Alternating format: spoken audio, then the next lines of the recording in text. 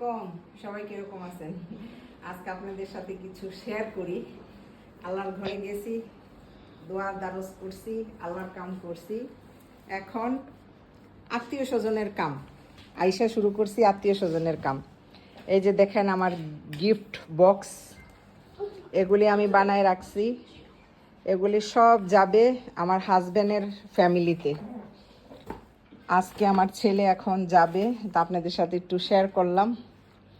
এই আমার উমরার থেকে আইসো আমার কাজের শেষ নাই। এগুলি সব হচ্ছে গিয়া আমার গিফট।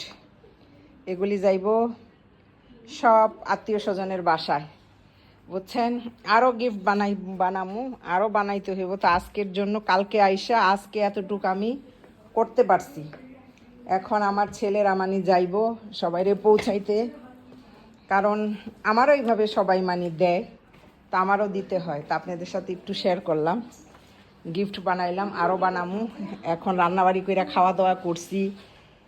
এখন বাকি আবার আমার ছেলেরা ঘরটার একটু গুছাই দিছে, আমি আবার একটু ঝাড়ু টাড়ু দিয়া আমার ছেলে মেয়ে ঘরটার গুছাই দিছে।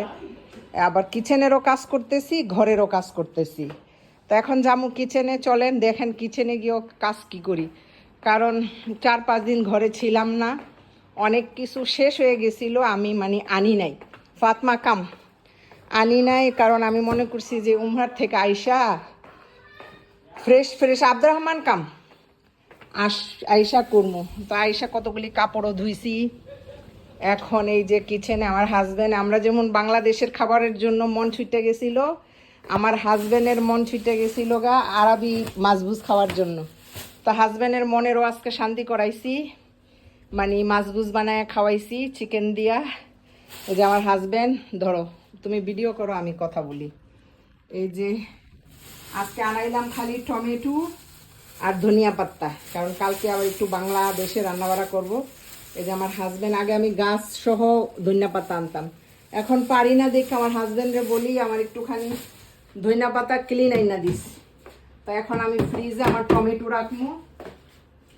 আপনাদের সাথে একটা জিনিস শেয়ার করি, আমি সব সময় টমেটো এরকম কইরা, টমেটো দেখাও, টমেটো এরকম কইরা মুচ্ছা টুচ্ছা বটু ফালাইয়া, এই যে এটা নরম, এটা আমার কালকে খাইতে হইব।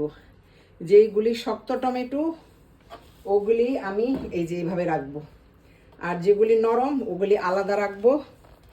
আর যেগুলি একটু খারাপ টারাপ, কারণ বেটারা তো অনেক চালাক, উপরে ভালো ভালো টমেটো দেয়, ভিতরে একটু খারাপ ধরনের দেয়। তো এগুলি আমি রাখতেছি আপনাদের সাথে। মনে করলাম যে যারা আমার পছন্দ করেন আপনাদের জন্য একটা ভিডিও বানায় ফেলাই।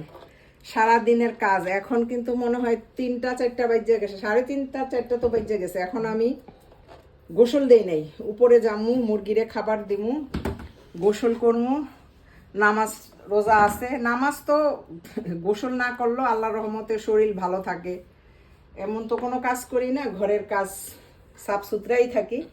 নামাজ টাইমে নামাজ পড়া হয়।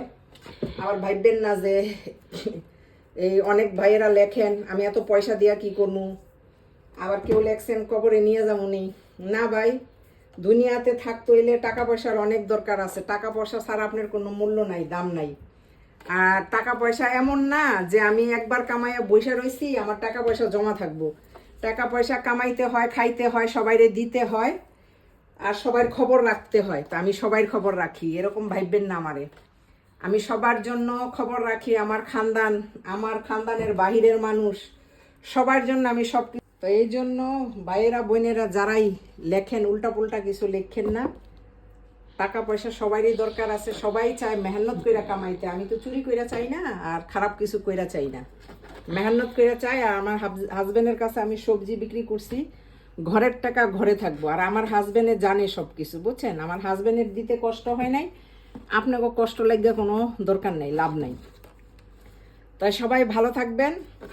ভিডিও ভালো লাগলে দেখেন, লাইক করেন, কমেন্টস করেন, শেয়ার করেন। না ভালো লাগলে না দেখেন, কোনো অসুবিধা নাই। ওকে ভাই, ভাই বোন যাই হন, ছবি দিলে তো বোঝা যায় না ভাই না বোন। কারণ ছবি অনেকে নিজের ছবি দেয় না, হাজবেন্ডের ছবি দেয়, অন্যের ছবি দেয়। তো ভালো থাকেন সবাই, আল্লাহ হাফেজ। আমি সবার জন্য দোয়া করি, আল্লাহ সবাইরে সালামত রাখুক, সবাইরে সব কিছু দিয়া ভরপুর রাখুক, আল্লাহ সবাইরে হেদায়েতের পথে চলার তৌফিক দান করুক। দোয়া করি। আল্লাহ হাফেজ।